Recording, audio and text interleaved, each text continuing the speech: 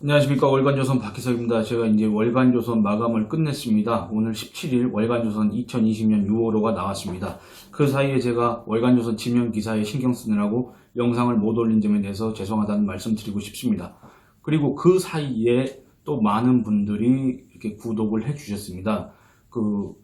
백서스, 김정현 대표, 그 다음에 정광용 회장 채널에도 제 채널이 또 소개가 됐다고 그래서 그래서 제가 영상을 올리지 않았는데도 여러분들이 이렇게 많이 찾아와 주셨구나, 그렇게 뒤늦게 깨닫게 됐습니다.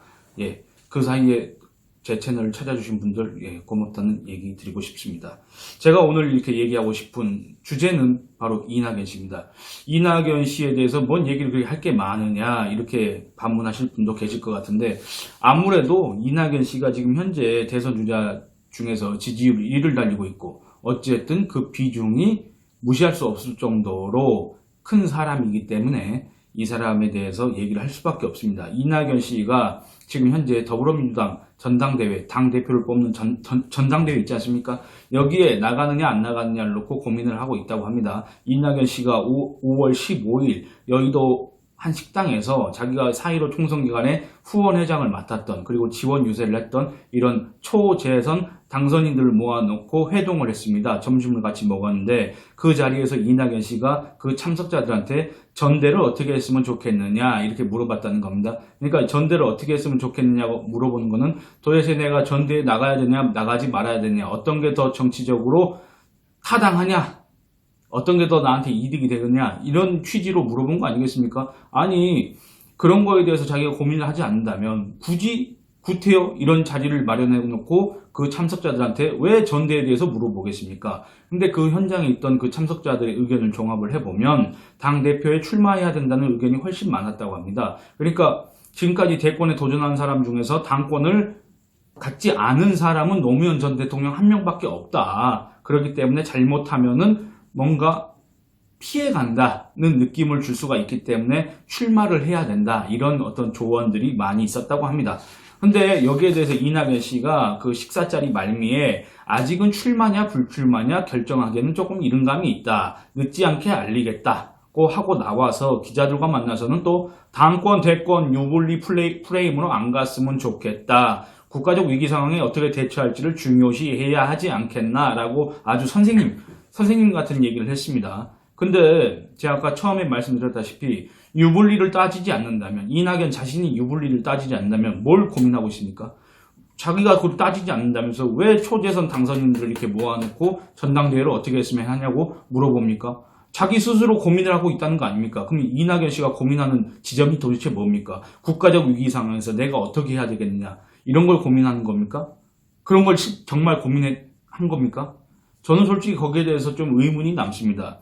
이낙연 씨 고민할 필요가 없습니다. 유불리를 따지지 않는다면 그냥 당대표 나가면 되는 겁니다. 이게 원조 친노라고 할 수 있는 이기명 씨 있지 않습니까? 이기명 씨, 노무현 대통령의 후원회장 이기명 씨가 이낙연 씨를 갖다가 지금 도와주고 있다고 합니다. 그래서 이제 한 매체와의 통화에서 밝힌 내용에 따르면 이낙연 씨의 이제 당대표 출마에 대해서 이렇게 얘기합니다. 대세 이낙연 같은 대선 후보는 지금 더불어민주당에도 없고 미래통합당에도 없다. 그러니까 이낙연이 대세다라고 하면서 지금 이낙연 당대표 출마에 대해서 7개월 운운하고 있는데 그런 정치공학적 얘기하면 안 된다. 이낙연은 정치인이라면, 책임 있는 정치인이라면 당대표에 출마해야 한다. 그런 식으로 오늘 언론을 통해서 조언을 했습니다. 출마하는 게 옳다고 합니다. 이기명 씨는. 정치인은 자신에게 기회가 오면 그게 옳으냐 그르냐를 판단해야 되는 거지 유리하냐 불리하냐를 판단하면 안 된다는 겁니다. 그 길이 옳다고 판단된다면 가는 것이 정도다. 지금 지지율이 높은데 당대표에 안 나가면 저 사람은 무슨 계산을 쩌리하느냐 라면서 사람들이 그래서 오히려 신뢰도에 마이너스가 된다, 이렇게 된다고 조언을 했습니다. 저도 이 이기명 씨의 비판, 조언 이런 거에 동의를 합니다. 이낙연 씨 여러분들 그동안 잘 보셔서 아시겠지만 이낙연 씨가 상당히 비판하는 입장에서 본다면 계산적인 언행을 했다고 할 수도 있지 않습니까? 그래서 이 상황에서마저 무슨 국가적 위기 상황 운운하면서 전당대회 출마를 갖다가 어떻게 하면 저울질 이거를 보여주는 그거 자체가 유권자들한테 실망을 줄 수 있다. 실망을 안길 수 있다. 그런 얘기를 하고 싶습니다.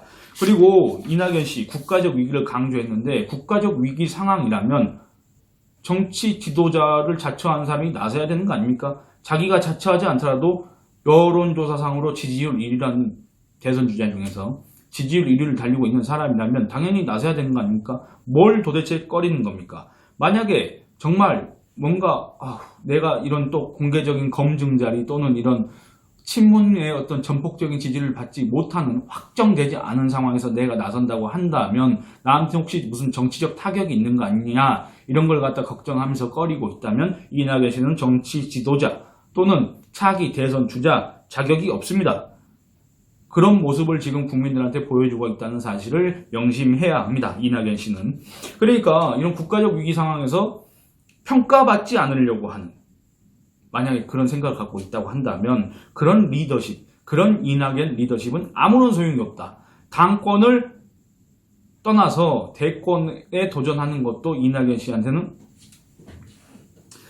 근데 또 이런 국가적 위기 이런 얘기를 하니까 한 가지 또 궁금한 것이 있습니다. 뭐냐면 이낙연 씨의 지금 직책이 있지 않습니까? 직책이 뭐냐면 더불어민주당 코로나19 국난극복위원회 위원장입니다. 이낙연 씨가. 근데 제가 그래도 좀 다른 사람들보다 어떤 이런 시사에 좀 관심이 많고 아무래도 직업이다 보니까 시사에 관심이 많고 특히 또 이제 이낙연 씨에 대해서 지금 계속 관심 있게 지켜보고 있긴 합니다만 여러분들 이낙연 씨가 코로나19 국난극복위원회 위원장으로서 지금까지 어떤 행보를 했고 어떤 활동을 했고 어떤 특단의 대책을 내놨는지 국민들한테 과연 이 코로나 사태를 맞아서 소위 정치 지도자다운 어떤 해안과 통찰력을 보여준 일이 있는지 글쎄 잘 모르겠습니다. 제 기억에는 없는데 여러분들 혹시 그런 일이 있었다는 걸 혹시 알고 계십니까?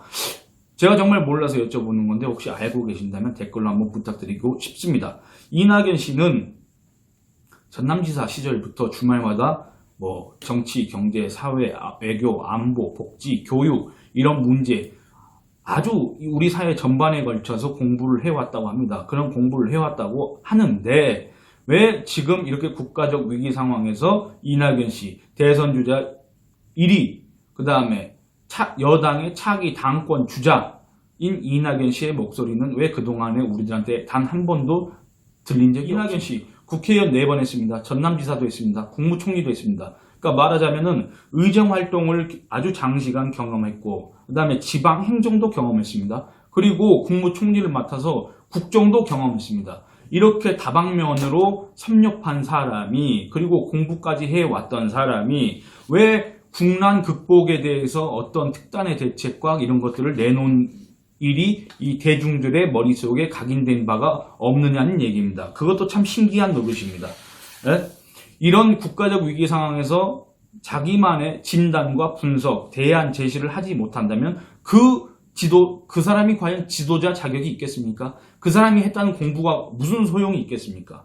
그러니까 혹시 이낙연 씨의 공부 모임이라 하는 것은 2년 뒤 2022년 3월 달에 열리기로 지금 예정되어 있는 차기 대선에서 써먹을 수 있는 어떤 그런 아주 그냥 뭐 사탕 발림 같은 의제 이런 설정하는 거, 그 다음에 자기의 세를 불리는 거 이런 거에만 혹시 이용하려고 그동안에 준비를 해왔던 거 아닌가 그런 의심을 살 수밖에 없습니다. 성과를 내놓지 않는다면. 그렇기 때문에 제가 지금 하고 싶은 얘기는 이낙연 씨는 정말 자기가 유불리를 따지지 않는다면 당권에 도전을 해야 됩니다. 아까 이기명 씨가 얘기했던 것처럼 정치인은 유리하냐 불리하냐 물론 그냥 일반적인 정치인이라면 그런 걸 따질 수 있겠지만은 정치 지도자를 꿈꾼다면 대통령을 꿈꾸는 사람이라면 유리하냐 불리하냐가 아니라 옳으냐 그르냐를 따져야 되는 겁니다. 그 정도를 걸어가야 되는 겁니다. 그리고 이낙연 씨는 특히 검증을 받을 필요가 있습니다. 이낙연 씨 지금까지 솔직히 말씀드리면 정치 인생이 너무 편했지 않습니까? 아니 전남 지역에서 그 당의 후보로 나와가지고 국회의원 4번 한 게 솔직히 그렇게 어려운 일은 아닐 겁니다. 물론 공천을 받기까지 내부 경쟁은 치열했을 수 있겠지만 그리고 또 공천을 받아서 전남지사가 되고 그리고 또 호남표를 의식한 문재인 정권이 총리 자리를 줬고 그에 따라서 문재인 정부의 초대 국무총리라는 후광 효과, 그 간판 때문에 지금 지지율이 이렇게 올라간 거 아니겠습니까? 그렇기 때문에 이건 지금까지 이낙연 씨가 지금 기록하고 있는 지지율이 이낙연 씨 스스로 쟁취한 지지율이 아니다. 이 정치인 이낙연의 자산이 아니다. 그렇기 때문에 이낙연 씨가 앞으로 대권으로 향하기 위해서는 검증을 받을 필요가 있다. 그런 얘기를 하고 싶다는 겁니다. 그간 이낙연 씨가 공부했다는 거, 그리고 이낙연 씨가 국회의원, 도지사, 국무총리를 하면서 경험했던 것도 한번 국민들한테 탁 터놓고 한번 검증을 받을 필요가 있다 그겁니다. 문재인의 후광 효과에서 벗어나서 이낙연 본인만의 색깔을 보여줄 필요가 있다 그겁니다. 그 과정에서 내가 혹시 상처 입지 않을까? 그런 걸 두려워한다면 그 사람은 정치인으로서의 자격이 없습니다. 만일에 당대표 선거 과정에서 혹시 내가 대세론의 주자인데 혹시 당대표 선거 과정에서 그 대세론이 흔들리는 거 아닌가? 아주 힘겹게 경쟁자들을 물리치고 신승하게 된다면 뭐야? 이낙연 대세론인 줄 알았더니 그게 아니네? 다른 사람들도 어느 정도 가능성이 있네? 이런 걸 혹시 이런 상황을 두려워하는 거 아닌가? 이런 의심들을 살 수밖에 없다는 얘기입니다. 또 아직 어떤 친문과의 제휴, 당내 주류 세력인 친문과의 제휴 또는 친문의 지원 이런 것들이 확실하지 않아서 이런저런 것들을 재고 있는 거 아닌가 이런 의심을 살 수도 있습니다. 또 한 가지 있습니다. 이낙연 씨 과거 노무현 정부 때 민주당 의원으로서 야당 의원으로서 노무현 정부를 그렇게 당시 한나라당 의원들보다 더 아프게 뼈 아프게 지적을 한 바 있습니다. 이거는 제가 아마 작년에 이낙연 씨의 과거 기록을 살피면서 기사를 썼는데 이게 최근에 조금 이제 그 내부, 여권 내부에서 문제가 되는 모양입니다. 그래서 과거 이낙연 씨가 과거 노무현 정부 때 했던 얘기들을 한번 검증을 해봐야 된다. 이런 목소리가 있다고 합니다. 그게 뭐냐면 제가 작년에 문갑식의 진짜 TV에 나와서 했던 얘기, 그리고 올해 들어서 월간조선 TV에 나와서 한번 한 바 있습니다. 그게 뭐냐?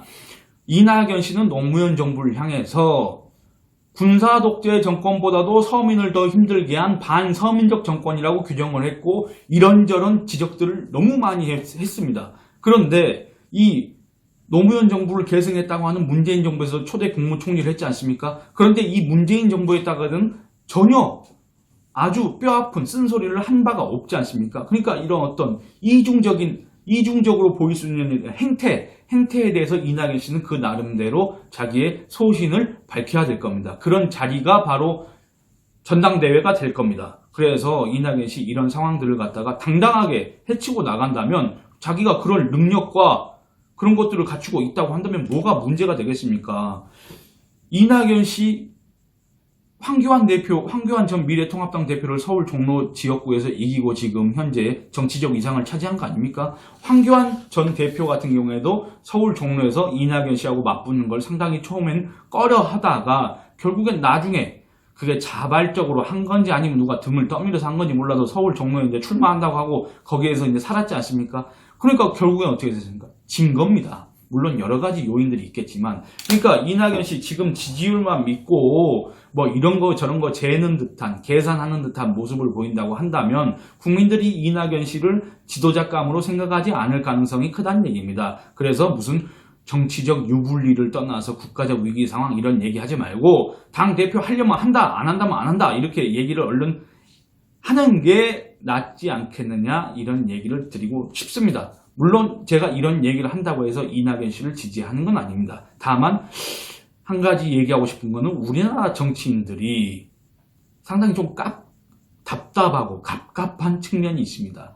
항상 뭔가 어떤 사안에 대해서 자기의 생각을 갖추고 있는 게 아니라 다른 사람들은 도대체 나에 대해서 어떻게 정치인이라면 지도자라면 자기 의견을 먼저 밝히고 자기가 먼저 의제를 설정하고 밀고 나갈 수 있는 그런 추진력과 결기가 있어야지 항상 이렇게 눈을 좌우로 굴리는 듯한 그런 모습을 보인다면 여야를 떠나서 그 사람은 이미 정치인 자격이 없는 겁니다. 혹시라도 당대표 여기에서 실패한다고 하더라도 이낙연 씨가 자기만의 색깔을 보여준다면 그것만으로도 어느 정도 성과가 있다고 생각을 합니다. 그래서 빠른 시일 안에, 이른 시일 안에 결정을 하겠다고 했으니까 고민하지 말고 유불리 따지지 말고 결정을 했으면 좋겠다고 얘기를 하고 싶습니다. 예.